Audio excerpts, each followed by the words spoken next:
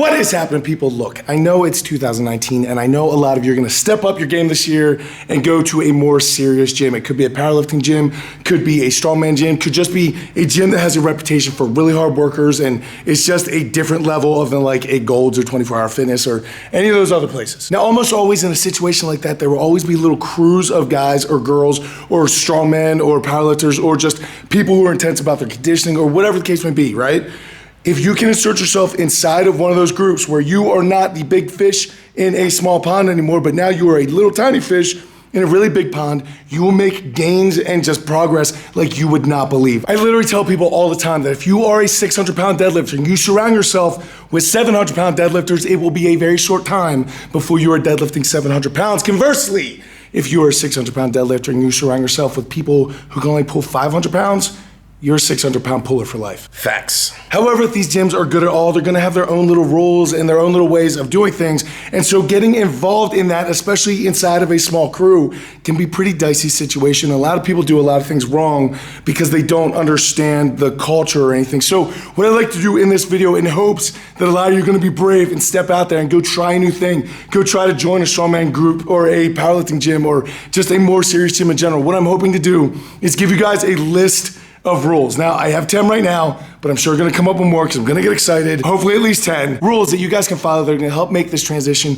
a lot easier and make your first impression one that's going to get you invited back instead of banished forever. Because trust me, if it is a group of really, really good people, then that thing is like family, and getting inside of it is very, very tough, and you're gonna need to earn that spot. You just can't walk in. So here are a couple things to help you not screw that up. Rule number one is to contact the head guy first. If you can't get a hold of the head guy, find out someone else who it works out there, DM them, get a hold of the head guy. Whoever the head guy is, contact them, email them, however they prefer to do it. Tell them your exact intentions. If you're going to go in and you just want to be part of the environment and you want to do your squats and your deadlifts over in the corner alone, feel free. Tell them that. If you want to be part of the actual group or a class or anything like that, make sure you say that because there may not be room for everybody. And then thirdly, if it is more of a coaching thing where you're going to be asking a lot of questions, it is only fair to try to offer money for like personal training or something like that, rather than take away from someone else's training time. So rule number one, make sure you contact the head guy first and make sure it's cool that they even allow people. If you just drop in on somebody, that's like walking in on someone before they get ready for Thanksgiving dinner. It is not cool. You ask to be invited into someone's family. Rule number two is be on time. Do not be the guy that is there 45 minutes early sitting outside in your car. That guy's a weirdo and everyone's sitting aside going, there's a weirdo sitting outside in his car. And also remember that all these athletes kind of have their own little routines that they do before lifting, and much of that time is very personal and intimate, and they're switching something in their head. So it's not the best time to come in and be like, hey, I'm the new guy, blah, blah, whatever, right? If they tell you 6 a.m., you arrive 10 to 15 minutes early and be ready to go at 6 a.m. exactly. And honestly, if their gym is anything like mine, if you show up late, it is so disrespectful that honestly, you might as well not come. I know there's lots of excuses with traffic and other problems with life and things like that, but you need to remember the group that you're looking at, and there are people who do not want any excuses. And if the first thing that you do is show up late and throw an excuse at them, that shows such a terrible, terrible thing that I really plan on getting there an hour early and then go sit at the Dunkin' Donuts or whatever else you want to do, show up at the gym 10 to 15 minutes early. Rule number three is as soon as you walk through that door, you find that head guy and you offer to pay your drop-in fee, and they probably prefer cash. But none of these gym owners or head guys got involved in this to make money, right? So it's very awkward for them to come up and be like, hey dude, so we have to pay for equipment. You kind of rented a spot. Can I get that drop in? It makes it super awkward, so just get past all that. Walk in, introduce yourself, say, can I please pay my drop in right now? If they tell you you'll take care of it later, that's completely fine, but you bring it up again. Do not walk out that door without paying the drop in. That is a big problem. But after that, your next step is to look around at that gym, at all the equipment, and realize that it is made of glass. I don't care what everyone else in the gym is doing. If you were doing circus dumbbell and everyone is smashing that circus dumbbell on the ground after every single rep, I want you to act like it is glass. Put it down to your shoulder and gently place it down on the ground. I don't care. Put your body on the line for this first date opportunity. At most strongman and powerlifting gyms, a lot of the members have contributed their own personal money from their own time and their own jobs to go to a lot of the pieces of equipment in that gym. So if you start disrespecting it right off the bat, it is no good.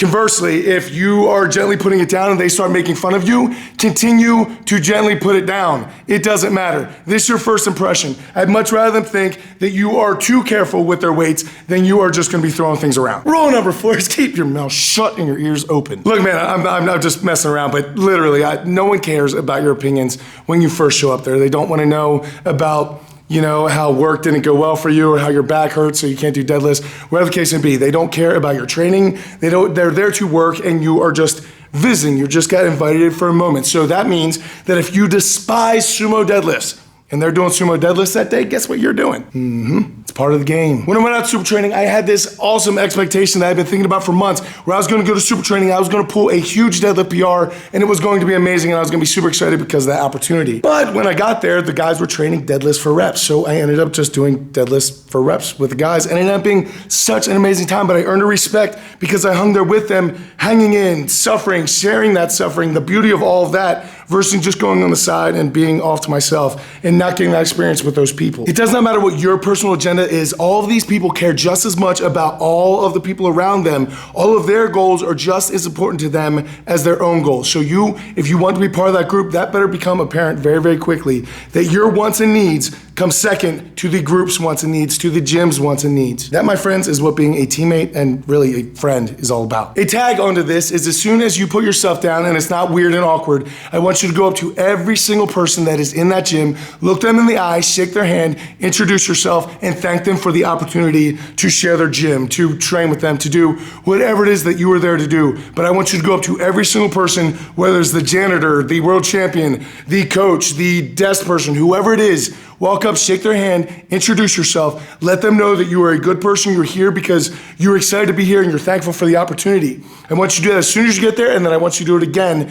when you leave. No matter how things went, whether there was a big fight, no matter what went on, I still want you to go around to every single person that is in that gym, whether they were there when you got there or not, introduce yourself, thank them for the opportunity to have been at their gym, and then kindly leave. Don't be weird. And don't hug chicks that don't want to be hugged. Yeah. Rule number 5, be the first to help load bars, clear bars, put away weights. All that stuff sucks and we all need to do it, right? But especially in strongman, there's so much big, cumbersome crap that just is terrible to put away at the end of the day. I want you to be the first person to offer to dig it out, put it out there. If people are carrying 45-pound plates over, that's all you're doing now. You are just being the gopher. You are the Sherpa for these weights. But I really want you to be that person that is just overwhelmingly there to help everyone else. Number 1, it's just a kind thing to do as a human being. And number 2, you will think your training experience will become so much better if you start putting other people's needs before your own, because then they will start doing the same thing and your growth will just become exponential instead of being like a little golem sitting here holding on to whatever stupid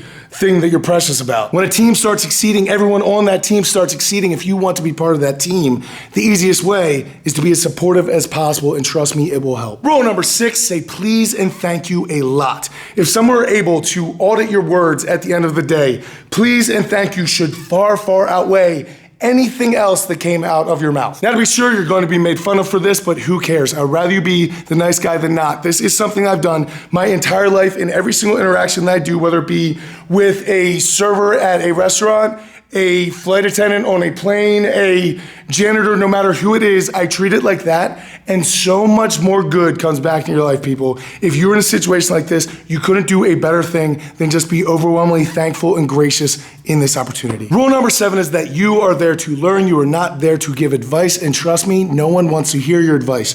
The only time that you should ever even remotely begin to offer advice is if someone asks you like 2 or 3 times what you think, at which time you can give a little bit of advice, and only to that person, okay? Do not try to take it over and show them your big library of medical terms. No one who is truly strong and is deep in the game cares at all about that. And if you're visiting a strongman gym, so many of the things that they're gonna be showing you aren't going to make logical sense in your brain at first. Like how to load an Atlas stone and you throw your arms over top of it instead of underneath of it. At first you look at it, you're like, that's stupid, that's not how it should be done. However, all the people who have beat up their bodies for years and years and have trained different ways and have figured this out are giving you a shortcut to it. Just shut your mouth accept what they're saying and take it for what it is. No matter what letters you have behind your name, right now you are a student, you are a sponge. You can't put anything else into a full cup. Be empty. Rule number 8, if you are fortunate enough on this planet to own a cell phone that has a camera, it should come out of your bag never. Look, there's different rules at different gyms. Well, one thing is for sure, there's always someone in the gym that does not want to show up on camera, and you don't know who that is yet. Not to mention the fact that if you're a gym or you're at a restaurant or you're sitting with your family and you're on your phone, what that's saying to the people around you is that you would rather be here than here. When you're on a first date like this, that's not the best impression to make. And I say that, and oftentimes here at NEVERsate, it looks more like a camera studio than an actual gym. However, whenever someone comes here, they always ask my permission and say, can I vlog? Or who doesn't want to be on camera, whatever the case may be, right? And I'm fine with that. But if you're brand new to a gym, there are a lot of places that if you bring out your cell phone, you are just as likely to get that thing smashed on the ground and yelled at than you are to actually be able to take a video of your PR. So if you see other people recording, you can likely go to them and say, hey, I'm going for a PR. Would you record this? And then send it to me. And then you already made a friend, you have a connection that you can reach back and say, hey, I just wanted to thank you again for the opportunity at the gym. But do not be grabbing your camera and doing all your normal vloggy, whatever stuff you do at the gym, all right? You're on an interview, you're on a first date. Do not be letting them think that you would rather be here and you care more about this and what it's going to do for you and your fame than what you can do for the people around you. Again, that's how teamwork and friendship works. Rule number 9 is leave the gym in better condition than when you walked in. So if there is chalk on the floor after you guys did your deadlifts, offer to go sweep it up or vacuum it up or mop the floor. If you need to wipe down the machines, wipe down the machines, wipe down the barbells, put plates away, do whatever it looks like needs to be done. You should be the first out there doing it. I'm not trying to make things sound stupid. Ask, is there anything else you could do? Can you take trash cans out? Can you fill up, paper towels in the bathroom? Do whatever you can do to be as nice as you possibly can, because they need to realize that you are investing not only in your own training, but in everyone around you, not only the people around you, but you care about the gym, you care about the equipment, you care about the better of this entire group and society that they're creating inside these walls. That is going to be massively important, and if you are an individual that contributes to that society, then you're much more likely to be invited back. And if you just take, trust me, no one likes a vampire. People like people who give and say thank you and please and nice things. It's stuff that you should know from kindergarten, but for some reason, when we get heavy things in our hands, we seem to forget it and yell a lot. It's stupid to kill slave puppy music. And finally, number 10 is be the hardest worker in the room. Now look, you're probably not gonna be the strongest guy. If you are the strongest guy, you're probably part of the wrong crew. But you can be absolutely the hardest worker. If they tell you to do bear walks, then you be the best bear walker you could possibly be. If they tell you to do circus dumbbell and you hate circus dumbbell, you do that to the best of your ability. You just go. Work harder than absolutely anyone and keep a smile on your face the entire time. Say please, thank you, say please sir, hurt me more. Just keep going, because you're making an impression. And there's not one person in any country or race or status or anywhere that does not respect hard work. It is the only thing in the world that can make you special in a world where no one is special. It separates you and it states a precedent, saying all that DNA over there on the floor, that was my hard work left here today. I'm sorry about it. I'll mop it up. Thank you for the opportunity. Please allow me to come back and do that same thing again. If you continue to earn your spot day after day, never just take it for granted that you're part of this team now. Literally earn your spot day after day, either with your attitude or your lifting or your intensity or whatever it is, you'll be welcomed with open arms if you follow these rules. I can just about guarantee it. And if they don't, then they suck. And you shouldn't be part of that team anyway. Anyway, guys, 2019 is gonna be an awesome year for change. I hope some of you do decide to take your training to the next level and either get a group together in a garage or go to a strongman gym, go to a powerlifting gym, an Olympic lifting gym, whatever it is that you are into or that you wanna get better at. I hope you surround yourself with people that are a little bit better than you, and trust me, it is going to raise you in no time, but when you do, go try to become part of those groups. If you follow these rules, your transition is gonna be so much smoother and it's gonna go so much better for you.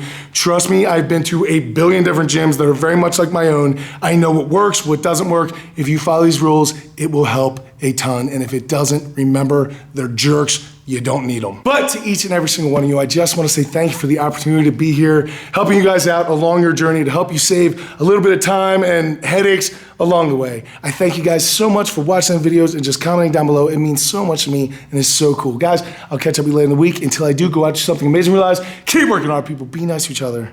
I'll see you then.